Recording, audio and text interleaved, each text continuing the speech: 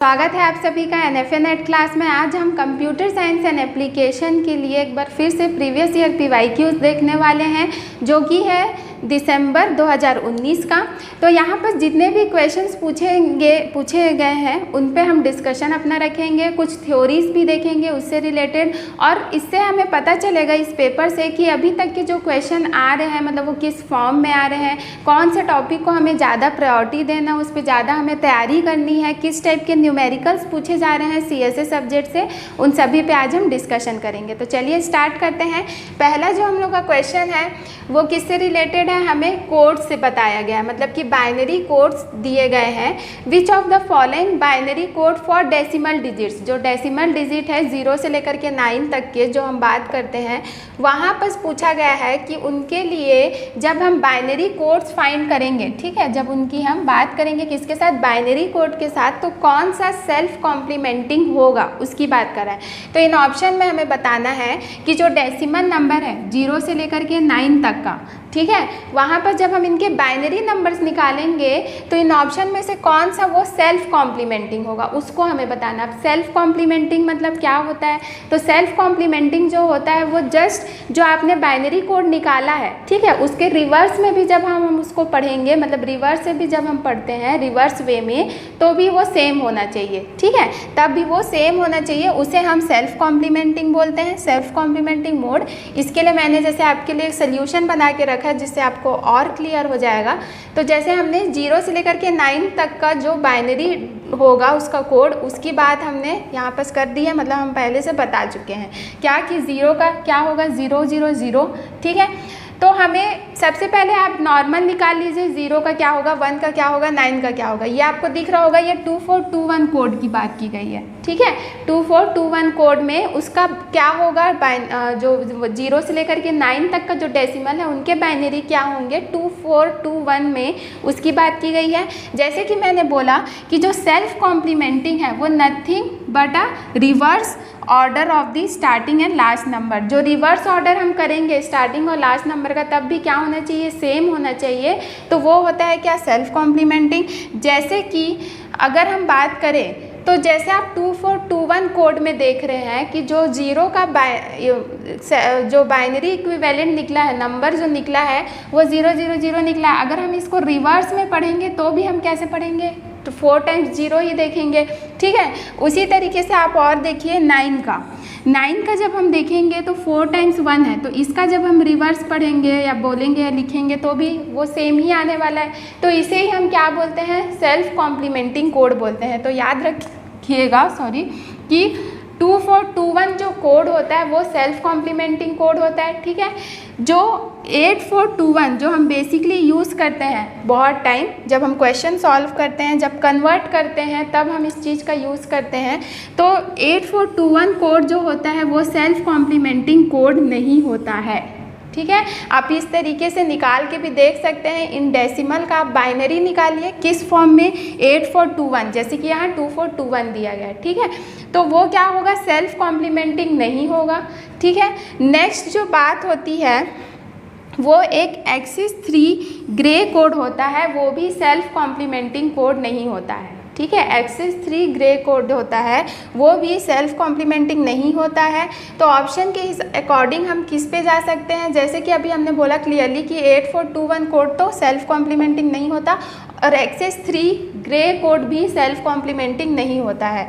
तो जैसे कि हम जहाँ पर A है उसको हम एलिमिनेट कर सकते हैं, तो ये एलिमिनेट हो जाएगा, ठीक है, और ये वाला एलिमिनेट हो जाएगा। नेक्स्ट हमने क्या बोला कि एक्सिस 3 ग्रे कोड भी नहीं होता है, ठीक, तो क्या हो जाएगा, D भी एलिमिनेट होगा, मतलब ऑप्शन क्या बच गया, B और C। जो हमारे इसके अकॉर्डिंग हम देखें तो जो सेटिस्फेक्शन जो हमारे पास ऑप्शन आ रहा है वो B और C है, जो क्या क्या है, 2421 कोड और एक्सिस 3 कोड की बात कर रहा है। Excess 3 Gray code self complementing नहीं होता, लेकिन एक्सिस 3 होता है और 2421 होता है। सेल्फ कॉम्प्लीमेंटिंग हमने देखा, अब जब हम फर्स्ट से लास्ट में भी चले जाते हैं, उनको रिवर्स करके पढ़ते हैं तो भी सेम आनी चाहिए। अगला क्वेश्चन हम देखते हैं, यहाँ क्या बोल रहा है कि एक बुलियन एक्सप्रेशन दिया गया है, ठीक है, और is unaffected by the value of the Boolean variable. तो इनमें से कौन सा वेरिएबल अनअफेक्टेड होगा उसकी बात कर रहा है, ठीक है, अनअफेक्टेड की बात कर रहा है। तो जैसे हम यहाँ इनको सॉल्व करके देखते हैं और लास्ट फाइनल इक्वेशन में जो वेरिएबल नहीं होगा वही उसका क्या होगा, अनअफेक्टेड होगा वेरिएबल। तो हम जैसे देखते हैं यहाँ पर इन दोनों टर्म में हमारे पास कॉमन क्या दिख रहा है, ए, ठीक। तो अंदर क्या बच गया, बी प्लस बी डैश। उसी तरीके से यहाँ हम जब देख रहे हैं तो कॉमन क्या दिख रहा है, सी, तो हमने सी को कॉमन निकाल दिया और यहाँ क्या बच गया, ए प्लस ए का डैश, इस तरीके से बचा। तो अब ऑप्शन ये क्या हो जाएगा, 1 हो जाएगा, बस कॉम्प्लीमेंट लॉ से, ठीक है। तो बचा क्या, ए प्लस सी बचा, मतलब क्या नहीं आ रहा है, बी नहीं आ रहा है। तो हमारे पास जो अनअफेक्टेड वेरिएबल होगा वो क्या होगा, बी होगा, जो कि ऑप्शन नंबर 2 है। क्लियर है। अगला क्वेश्चन हम देखते हैं। अगला जो क्वेश्चन है वो पाइपलाइन से पूछा है। पाइपलाइन बहुत इंपॉर्टेंट टॉपिक है पूरे सीएसई सब्जेक्ट्स का, उससे रिलेटेड क्वेश्चन पूछता ही है। तो पाइपलाइन यहाँ पर आपको बेसिकली क्या पूछा है, पाइपलाइन से रिलेटेड है, बट लास्ट में आपको क्वेश्चन क्या बोला है कि determine the speed up, speed up बताना है पाइपलाइन का फॉर 100 टास्क। 100 टास्क दिए गए हैं, ठीक है, उसका स्पीड अप बताना है। तो यहाँ पर आप देखिए, पहले हमें पास दिया क्या क्या है, गिवन डेटा क्या क्या है वो हम देख लेते हैं। तो एक नॉन पाइपलाइन की बात की गई है। नॉन पाइपलाइन सिस्टम जो है वो 30 नैनो सेकेंड्स लेता है to take process a task. एक टास्क को कंप्लीट करने के लिए वो 30 नैनो सेकेंड ले रहा है। कौन, नॉन पाइपलाइन। जहाँ हम एक पूरा कंप्लीट होने के बाद नए टास्क को देंगे उसकी बात हो रहा है, ठीक है, नॉन पाइपलाइन पे। द सेम टास्क, और वही सेम टास्क जो 100 टास्क है, same task can be processed in a 4 segment in pipeline. जो पाइपलाइन होगा उसमें हम सेगमेंट की बात करते हैं, ठीक है, स्टेजेस की बात करते हैं जिसे हम सेगमेंट भी बोलते हैं। तो वहाँ पर पाइपलाइन में 4 स्टेजेस में वर्क होगा और जो क्लॉक साइकिल होगी वो कितनी होगी, 10 नैनो सेकेंड की बात कर रहा है, ठीक है। क्लॉक साइकिल उनको कितना समय लग रहा है, 10 नैनो सेकेंड लग रहा है। तो हमें स्पीड अप फाइंड करना है।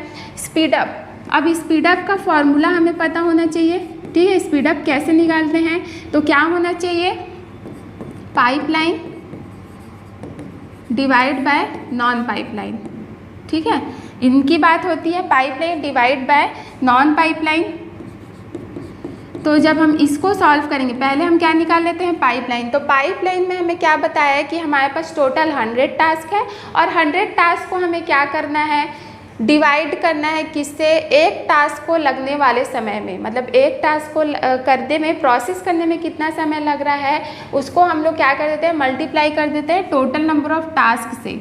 मतलब n, अगर हम इसका फॉर्मूला बनाना चाहें तो क्या होगा, n नंबर ऑफ टास्क थे मल्टीप्लाई एक टास्क को कंप्लीट, मतलब समय लगने, जो प्रोसेस होने का समय है उनकी बात कर रहे हैं, तो ये हो जाएगा TP। तो यहाँ पर 100 इंटू 30 की बात करेंगे तो कितना आ जाएगा, 3000 हो जाएगा नैनो सेकेंड। ये किसका निकला, पाइपलाइन का, ठीक है। अब हम नॉन पाइपलाइन का निकाल लेते हैं। तो उसके लिए फॉर्मूला क्या हो जाएगा, number of task n plus k-1, जो सेगमेंट होगा उसको हम k से ले लेते हैं, डिनोट करते हैं k-1 इंटू TP, ठीक है। इसकी बात करेंगे TNP, नॉन पाइपलाइन की बात हो रही है तो इसको हम लोग ऐसे कर लेते हैं TNP, ठीक है, इस तरीके से लेंगे। अब नंबर ऑफ टास्क कितने हैं, तो नंबर ऑफ टास्क हैं 100, ठीक है, प्लस सेगमेंट कितने हैं 4 - 1, और समय कितना लग रहा है, मतलब एक के लिए क्लॉक साइकिल 10 लग रहा है तो हमने 10 नैनो सेकेंड से इनको मल्टीप्लाई कर दिया, ठीक है। यहाँ पर इसको सॉल्व करोगे तो ये कितना आ जाएगा, ये 3 हो जाएगा, और 3 मतलब कि 103 होगा, ठीक है, इंटू 10 करेंगे तो ये 1030 नैनो सेकेंड आएगा। ये किसका निकला, नॉन पाइपलाइन की बात हुई, ठीक। तो ये आया उसकी वैल्यू। अब हमें क्या करना था, दोनों को डिवाइड करना है। जैसे कि स्पीड अप हमें बताया गया है पाइपलाइन की वैल्यू और नॉन पाइपलाइन की वैल्यू। तो इनको जब आप डिवाइड करोगे तो कितना आ जाएगा, ये 2 पॉइंट कुछ समथिंग लेके आएगा, ठीक है। तो ऑप्शन में हम लोग का क्या आने वाला है, 4th, जो कि है 2.91 होगा, ठीक है। इसको जब आप सॉल्व करोगे तो आ जाएगा आंसर। तो इस तरीके से हमें सॉल्व करना है। पाइपलाइन से रिलेटेड कॉन्सेप्ट हमें पता होना चाहिए कि कैसे की जाती है, उसके बाद फिर इजीली सॉल्व हो जाता है। तो चलिए देखते हैं आगे क्वेश्चन। आगे जो क्वेश्चन है हम लोग का वो है a computer uses memory unit. Okay, instruction set से रिलेटेड दिया गया है हम लोग को, ठीक है। यहाँ पर आपको क्या बोल रहा है कि एक कंप्यूटर है वो यूज़ कर रहा है टोटल मेमोरी यूनिट कितना 512 मतलब 512 के वर्ड्स की बात कर रहा है, जिसमें से 32 बिट ईच की बात हो रही है, ठीक है। अब binary instruction code is stored in one word of the memory. जो बाइनरी इंस्ट्रक्शन कोड स्टोर हो रहे हैं वो वन वर्ड में हो रहे हैं मेमोरी में। The instruction has 4 parts. Instruction के पास 4 पार्ट्स है। पहला बोल रहा है कि एक एड्रेसिंग मोड फील्ड होगा। एक फील्ड किसका होगा? एड्रेसिंग मोड का होगा, ठीक है, जो 2 टाइप के एड्रेस मोड को डिफाइन करता है। 2 टाइप के एड्रेस, उसमें क्या क्या होते हैं? इनडायरेक्ट और डायरेक्ट की बात होती है, ठीक है। इनडायरेक्ट के लिए हम वैल्यू हमेशा याद रखिएगा 1 रहते हैं इनडायरेक्ट के लिए, ठीक है। और डायरेक्ट के लिए क्या होगा? 0 होगा। डायरेक्ट के लिए 0, इनडायरेक्ट के लिए 1 की बात होगी। उसके बाद फिर एन ऑपरेशन कोड, नेक्स्ट जो फील्ड होगा वो ऑप कोड, जिसे हम बोलते हैं ऑपरेशन कोड। देन फिर जो फील्ड आता है वो रजिस्टर कोड का होता है to specify one of the 256 register. यहाँ हमको बता दिया गया है कि रजिस्टर कितने हैं, 256 है, वो बता दिया गया है। And at last an address part होता है। लास्ट जो होता है वो क्या होता है? एड्रेस पार्ट होता है। फाइनली क्वेश्चन हमें क्या पूछ रहा है कि how many bits are there in addressing mode part of code, register code and address part. मतलब 4 फील्ड्स हैं, उन चारों फील्ड के लिए बिट कितना होगा वो हमें बताना है। ऑप्शन हमें दिया गया है। तो सबसे पहले हमें बोल दिया गया है कि जो पहला फील्ड है वो 2 टाइप के एड्रेसिंग मोड का होगा, चाहे डायरेक्ट या फिर इनडायरेक्ट। तो मैंने आपको बताया भी कि इनडायरेक्ट 1 के लिए होता है और डायरेक्ट 0 के लिए होता है। आप जैसे ऑप्शन देख रहे हैं सभी जगह क्या है? 1 है। इसका मतलब एड्रेसिंग मोड क्या बात कर रहा है? इनडायरेक्ट मोड की बात कर रहा है। सेकेंड कौन सा पार्ट होना चाहिए? ऑप कोड, ठीक है। ऑप कोड निकालने से पहले अगर हम इसका फील्ड बनाएं तो ये कुछ इस तरीके से बनेगा। पहले हमने मोड बता दिया जो कि क्या था? इनडायरेक्ट, इसलिए हमने 1 ले लिया। अब ऑप कोड की बारी है तो ऑप कोड हम लास्ट में निकालेंगे सबसे पहले। उसके बाद हम क्या निकाल लेते हैं? Register code. तो रजिस्टर कोड के लिए आपको कितने रजिस्टर दिया गया है? 256। टोटल आपके पास रजिस्टर 256 है। तो जब हम लॉग में लेंगे तो वो कितना हो जाएगा? 256 7 8 होगा, ठीक है। तो 8 बिट किसका होगा? रजिस्टर कोड का होने वाला है। नेक्स्ट उसके बाद क्या बात की गई है? नेक्स्ट जो बात है एड्रेस मोड का, सॉरी एड्रेस पार्ट की बात की गई है ना, एड्रेस पार्ट। तो लास्ट जो है वो एड्रेस पार्ट का मतलब टोटल नंबर ऑफ एड्रेस कितना यूज़ कर रहे हैं। तो टोटल नंबर ऑफ मेमोरी जितना होगा उतना टोटल नंबर ऑफ एड्रेस की बात हो रही है, ठीक है। उसी के लिए हम एड्रेस निकालेंगे। 512K है। 512 को अगर हम लॉग में लेंगे तो 9 होगा, ठीक है। 2 का पावर 9 इंटू 2 का पावर 10 मतलब टोटल कितने बिट हो रहे हैं? 19। तो यहाँ क्या आ जाएगा? 19। तो ये हो गया क्या? इनडायरेक्ट मोड हो गया, ठीक है। ऑप कोड अभी हम निकालेंगे, निकाले नहीं है। ये रजिस्टर कोड हो गया। उसके बाद फिर एड्रेस पार्ट हमने निकाल लिया। अब ऑप कोड निकालने के लिए आपको क्या करना है? जो भी हमारे पास रजिस्टर कोड है, ठीक है, 8 प्लस एड्रेस पार्ट जितना दिया है एड्रेस का बिट उसको प्लस करिए, प्लस जो मोड है वो 1, ठीक है। और इनको आपको माइनस करना है किससे? जो आपका 1 वर्ड के लिए कितना बिट दिया है उसकी बात कर रहे हैं। टोटल कितने बिट्स दिए हैं? 32 ईच बोला है, मतलब 32 से माइनस कर लीजिए, ठीक है। तो अब जो माइनस हो के आएगी वैल्यू वो कितनी आएगी? 4। तो यहाँ पर क्या आ जाएगा? ऑप कोड की वैल्यू 4 आएगी। तो ऑप कोड आपको कैसे निकालना है? जितने भी आपने बिट निकाले, कौन कौन से? जो भी एड्रेसिंग मोड था, चाहे इनडायरेक्ट हो डायरेक्ट हो, प्लस रजिस्टर कोड का जो भी होगा उसकी बिट को, और एड्रेस पार्ट का जो भी बिट होगा उसके बिट को हम क्या करेंगे? प्लस करने के बाद एट लास्ट जितना बिट दिया रहेगा, ठीक है, उससे माइनस करना है। मतलब सभी वैल्यू को माइनस करने के बाद आपका क्या निकलेगा? ऑप कोड यानी कि ऑपरेशन कोड निकलेगा। तो आंसर क्या आ जाएगा? 1 4 8 और 19, मतलब कि ऑप्शन नंबर सी की बात कर रहा है, ठीक है। तो ये था मेमोरी इंस्ट्रक्शन से रिलेटेड था। जो कि इम्पॉर्टेंट है, इस टाइप के न्यूमेरिकल पूछे जाते हैं। नेक्स्ट जो क्वेश्चन है वो आपको पूछा गया है रिस्क से रिलेटेड। अब रिस्क यहाँ पर क्या होता है, एक reduced instruction set of architecture होता है। सेट ऑफ आर्किटेक्चर के दो टाइप्स है, एक आपको यहाँ देखने को मिला जो कि है क्या, risk, reduced instruction set computer architecture से बोला जाता है, ठीक है। और दूसरा जो होता है वो सिस्क की बात करता है, सिस्क, ठीक है। दो टाइप्स होते हैं, रिस्क और सिस्क, ठीक है। यहाँ पर आपको रिस्क से रिलेटेड पूछा गया है, सिस्क मतलब complex instruction set of computer की बात हो रही है। तो यहाँ हम पहले रिस्क की ही बात करेंगे क्योंकि क्वेश्चन हमें उसी से रिलेटेड पूछा है। कैरेक्टरिस्टिक्स क्या होगा, सिंगल साइकिल इंस्ट्रक्शन एग्जीक्यूशन होगा, वेरिएबल लेंथ इंस्ट्रक्शन फॉर्मेट होगा, instruction that manipulate operands in memory, या फिर इफिशिएंट इंस्ट्रक्शन पाइपलाइन की बात कर रहा है, ठीक है। तो इसके लिए मैंने आपके लिए रिस्क से रिलेटेड कुछ कैरेक्टरिस्टिक्स यहाँ पर दे दिए हैं। इससे पहले भी क्वेश्चन पूछे गए हैं सेट ऑफ कंप्यूटर से, और इन दो टाइप के आपको जो कैरेक्टरिस्टिक्स हैं वही बस आपको याद रखने हैं, उससे एक्स्ट्रा आपको कुछ भी नहीं पूछेगा, इतना इनफ है। तो रिस्क और सिस्क के कैरेक्टरिस्टिक्स हमें पता होना चाहिए।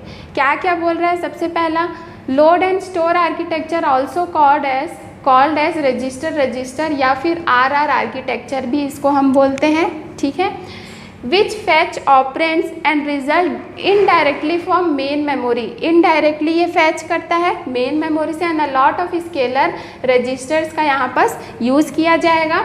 CPU access memory only for load and store operation, जो CPU है वो एक्सेस करेगा मेमोरी से सिर्फ लोड और स्टोर ऑपरेशन की बात करेगा। फिक्स्ड लेंथ इंस्ट्रक्शंस होता है, सेकेंड जो कैरेक्टरिस्टिक्स है वो फिक्स्ड लेंथ इंस्ट्रक्शन होता है। Generally the size of instruction is 32 bits, जो साइज होगा इंस्ट्रक्शन का रिस्क में, ठीक है, रिड्यूस्ड इंस्ट्रक्शन सेट कंप्यूटर में वो 32 बिट्स के होंगे, ठीक। थर्ड जो बोल रहा है वो minimal number of addressing mode यहाँ यूज़ किए जाते हैं, क्योंकि उसने बोल दिया रिड्यूस्ड इंस्ट्रक्शन तो minimal number of addressing mode का यूज़ किया जाएगा। Computer has less number of instructions की बात करता है। नेक्स्ट जो कैरेक्टरिस्टिक्स है, अगला कैरेक्टरिस्टिक्स क्या बोल रहा है, all operations are done in CPU register only, सभी जो ऑपरेशन होंगे वो CPU रजिस्टर में होंगे। Efficient instruction pipeline implements with goal of executing one instruction, और मोर पर, और क्या लिखा है, मोर की बात किया है, ठीक है, पर मशीन साइकिल। और नेक्स्ट जो लास्ट जो कैरेक्टरिस्टिक्स बता रहा है रिस्क से रिलेटेड, वो large uniform register and lesser execution time, less time में वो एग्जीक्यूट करके दे देगा आपको, उसकी बात कर रहा है। तो अब हम क्या क्या इंस्ट्रक्शंस दिए थे क्वेश्चन में उसको हम देखते हैं, और कौन सा आने वाला है रिस्क के लिए, सही कौन सा है वो हम बताते हैं। तो पहला बोला क्या, सिंगल साइकिल इंस्ट्रक्शन एग्जीक्यूशन, तो सही बोल रहा है। रिड्यूस्ड कम करने की बात कर रहा है, तो वो क्या करता है, जो एग्जीक्यूशन होगा इंस्ट्रक्शन का वो सिंगल साइकिल में ही कंप्लीट कर देता है, ठीक है। तो ऑप्शन जो है वो ए, मतलब जो स्टेटमेंट ए है वो इसके लिए कैरेक्टरिस्टिक्स होगा, किसके लिए, रिस्क के लिए, ठीक। सेकेंड बोला है वेरिएबल लेंथ इंस्ट्रक्शन फॉर्मेट, तो अभी हमने कैरेक्टरिस्टिक्स में देखा, क्या देखा था, फिक्स्ड लेंथ इंस्ट्रक्शन फॉर्मेट की बात करता है, तो ये हो जाएगा क्या, कैंसल। नेक्स्ट क्या बोला है, instruction that manipulates operand in memory, ठीक है। एंड एट लास्ट क्या बोला है, इफिशिएंट इंस्ट्रक्शंस पाइपलाइन, इफिशिएंट होता है पाइपलाइन इंस्ट्रक्शंस के लिए, तो ये जो है वो सही होगा, ठीक है। तो उससे हमें क्या पता चला, ए और डी ऑप्शन जो होगा वो सही होगा, और जो कि है सी नंबर के ऑप्शन में, ठीक है। क्योंकि हमारे पास बी रॉन्ग हो गया तो ये भी एलिमिनेट हो गया, ये भी एलिमिनेट हो गया, और डी तो सही में आएगा, बट यहाँ पास ए नहीं है, सी है, तो ये भी क्या हो जाएगा, एलिमिनेट हो जाएगा। इसलिए आंसर क्या आने वाला है, ए और डी आने वाला है। इसी तरीके से आप सिस्क का भी एक अलग से क्या कर सकते हैं, पूरे कैरेक्टरिस्टिक्स को लिख सकते हैं, जब उनके क्वेश्चन आएंगे तो मैं वहाँ पर आपको मेंशन कर दूँगी। अगला क्वेश्चन देखते हैं जो कि माइक्रो इंस्ट्रक्शन फॉर्मेट से पूछा था। इससे पहले हमने इंस्ट्रक्शन फॉर्मेट देखा था, मेमोरी इंस्ट्रक्शन फॉर्मेट देखा, ठीक है, जहां हमने एड्रेसिंग मोड ये सारी चीज़ों की बात की। अभी हमारे पास है माइक्रो इंस्ट्रक्शन फॉर्मेट की बात की जा रही है, ठीक है। माइक्रो इंस्ट्रक्शन फॉर्मेट में क्या क्या फील्ड होते हैं वो हम देख लेते हैं, और डेटा क्या दिया है उसकी बात हम करते हैं। Has micro operation field which is divided into 2 सब फील्ड, एक माइक्रो ऑपरेशन फील्ड होता है, ठीक है, जिसको 2 सब फील्ड में क्या किया गया है, डिवाइड किया गया। वो 2 सब फील्ड कौन कौन से हैं, F1 है और F2, F1 और F2 की बात कर रहा है।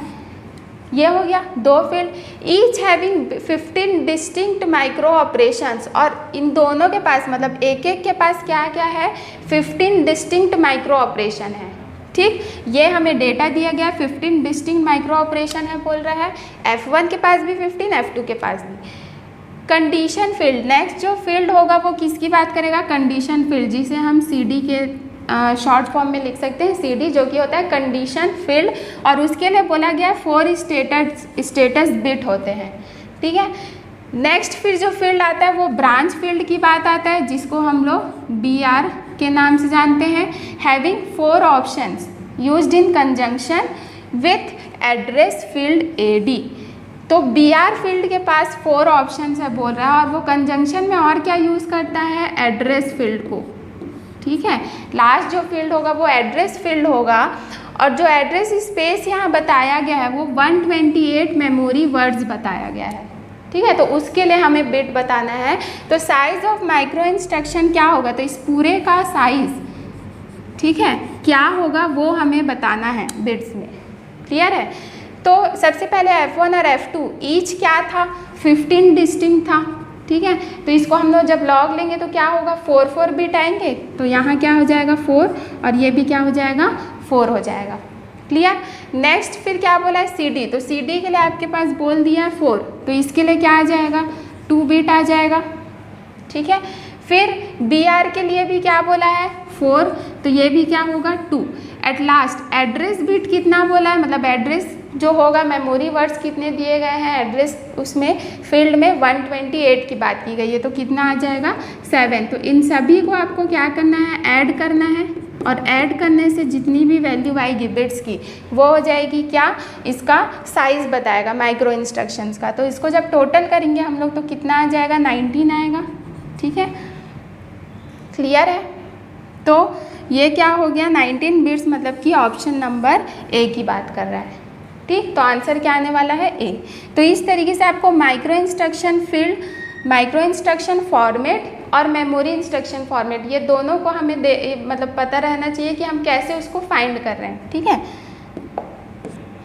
अगला देखते हैं, मैच द फॉलोइंग से रिलेटेड है, और फिर से एक बार आपको एड्रेसिंग मोड से ही रिलेटेड दिया गया है। जैसे कि यहाँ बोला है आपको डायरेक्ट एड्रेसिंग मोड की बात की गई है, रजिस्टर इनडायरेक्ट की बात की गई है, इंडेक्स रजिस्टर की बात की गई है, और रिलेटिव एड्रेसिंग मोड की बात की गई है, ठीक है। तो यहाँ पर देखिए एड्रेसिंग मोड से रिलेटेड पूछा है, उससे पहले कुछ डेटा दिया गया है, उसको हम लोग देख लेते हैं। An instruction is stored at location 500, एक इंस्ट्रक्शन है वो कौन से लोकेशन में स्टोर्ड है, 500 में, with address field at location 501, ठीक है। उसका एड्रेस फील्ड क्या है, 501, and the address field has value 400। जो एड्रेस फील्ड होगा उसका जो ऑपरेंड होगा, जो वैल्यू होगा मेन जिसमें हमें वर्क करना है, ठीक है, वो कितना है 400 बता दिया है उसने।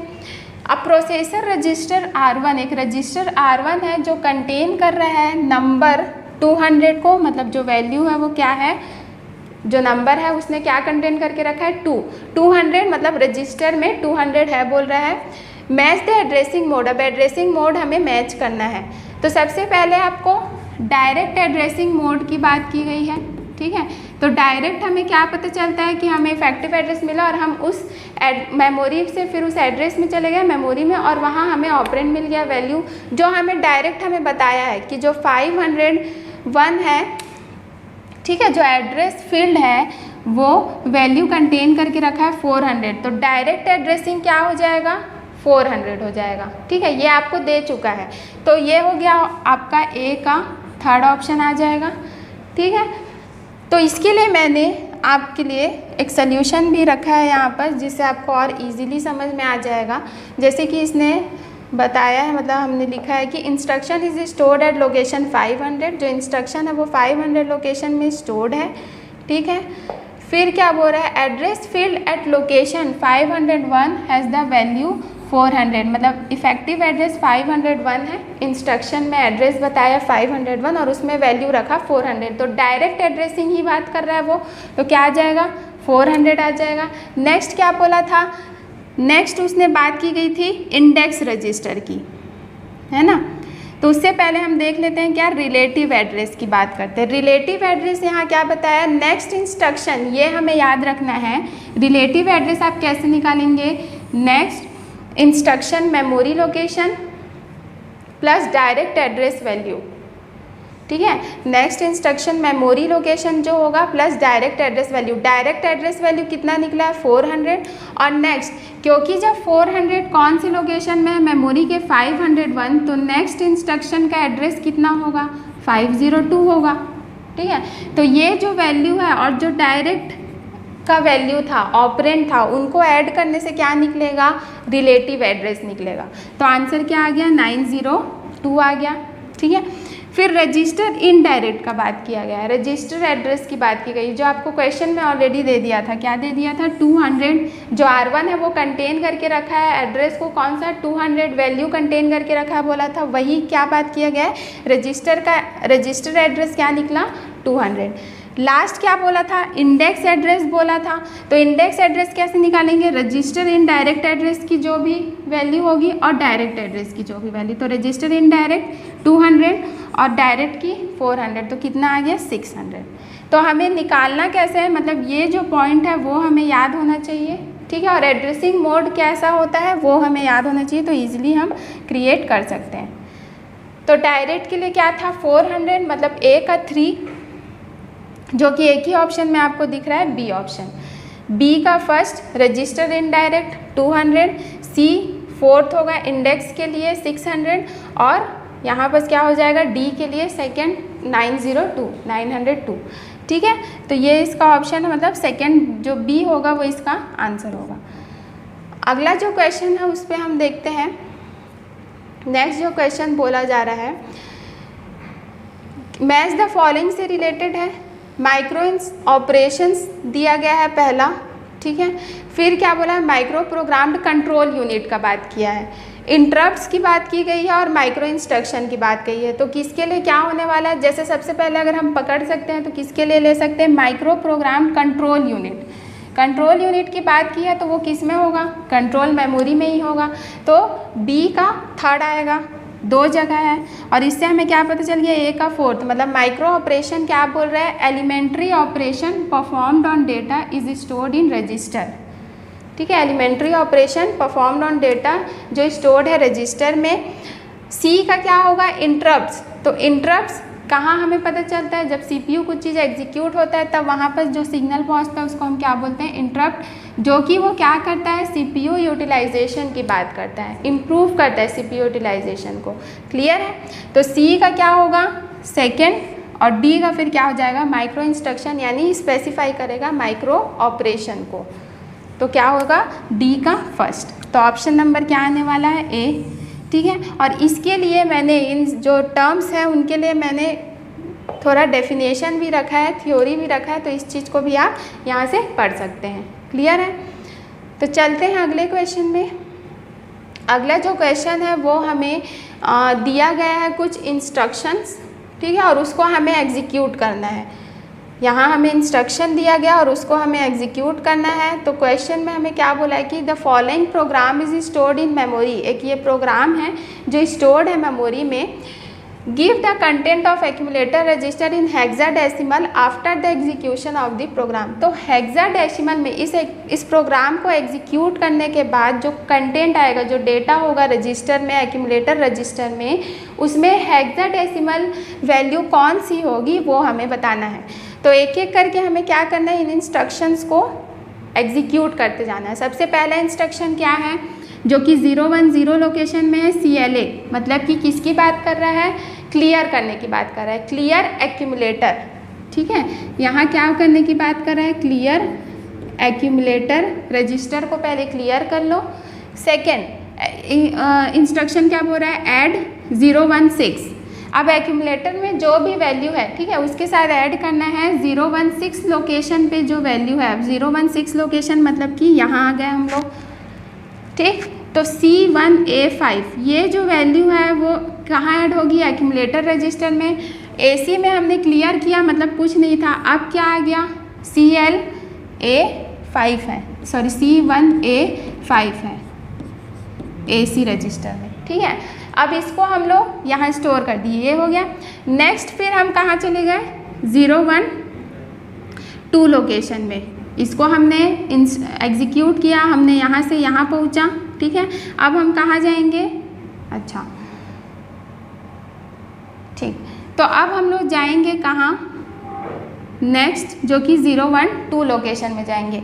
इसमें जो इंस्ट्रक्शन क्या दिया है, BU1 और 014 ये एड्रेस दिया, ठीक है। तो ब्रांच बोल रहा है हमें जंप करना है कहाँ, 014 लोकेशन में। अब 014 लोकेशन में हम पहुँच गए यहाँ पर, जहाँ पर क्या बोला है आपको, एंड करना है किसको, 017 लोकेशन पे जो वैल्यू है उसको हम लोग एंड ऑपरेशन परफॉर्म करेंगे, किसके साथ, जो भी AC मतलब रजिस्टर में जो भी वैल्यू है उनके साथ, ठीक है। तो 017 मतलब कि हम यहाँ से यहाँ आ गए और ये 93C6 की बात किया गया है। तो 93C6 को हम ऐड ऑपरेशन करेंगे C6 किसके साथ, C1A5 के साथ। तो हमें ऐड ऑपरेशन परफॉर्म करने के लिए दोनों का बाइनरी इक्विवेलेंट नंबर चाहिए, तो हम उसको कन्वर्ट कर लेते हैं।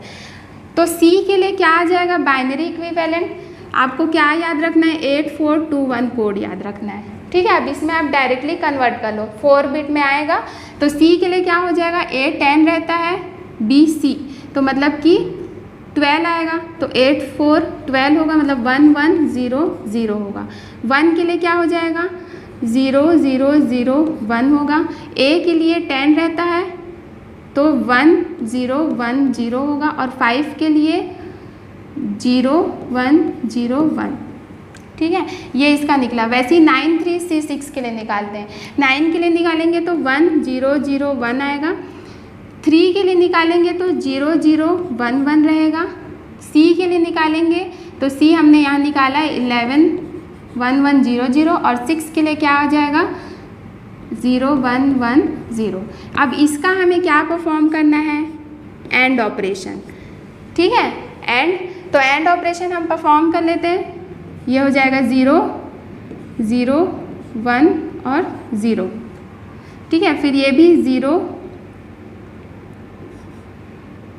ये सॉरी 0 होगा, ये भी 0 जब 1, ठीक है। ये 1 होगा, 0 0 0, फिर यहाँ पर हम देखेंगे तो 0 0 0 और 1। तो अब इसका हमें कन्वर्ट करना है हेक्साडेसिमल में, ठीक है। हेक्साडेसिमल में इसको हम कन्वर्ट, क्योंकि हमें एक्यूमुलेटर में फाइनल वैल्यू जो होगा रजिस्टर में वो कैसी होनी चाहिए, हेक्साडेसिमल। तो हेक्साडेसिमल में वैल्यू क्या आ जाएगी, ये जो होगा वो 8 के लिए रहेगा, ये 1 के लिए रहेगा, और ये 8 और ये 4, मतलब जो AC में वैल्यू आई वो क्या है, अभी इस लोकेशन के बाद 8184 है। तो नेक्स्ट हम फिर कहाँ जाएंगे, हमने अभी क्या सॉल्व किया था, ये 012 लोकेशन। अब नेक्स्ट हम लोग कहाँ गए, 013 लोकेशन, जहाँ आपको क्या दिया है, HLT। HLT का मतलब हॉल्ट बोल रहा है, मतलब कि आप इस प्रोग्राम से बाहर आ जाएं, आउट हो जाएं। तो एट लास्ट फाइनल हमें पूछा था कि एक्यूमुलेटर रजिस्टर में कौन सी वैल्यू आ रही है, जो कि हेक्साडेसिमल फॉर्मेट में होना चाहिए। तो 8184, यानी कि जो ऑप्शन है वो क्या आना चाहिए, C ऑप्शन, ठीक है, 8184। क्लियर है। तो ऑप्शन नंबर क्या आया, 3 आया।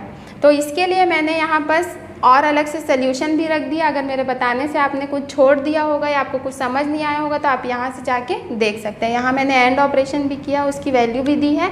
तो फाइनल जो वैल्यू आएगी वो 8184 है। तो ये जो क्वेश्चन था वो लास्ट था दिसंबर 2019 का। आई होप आपको आज के सारे क्वेश्चंस क्लियर हुए होंगे।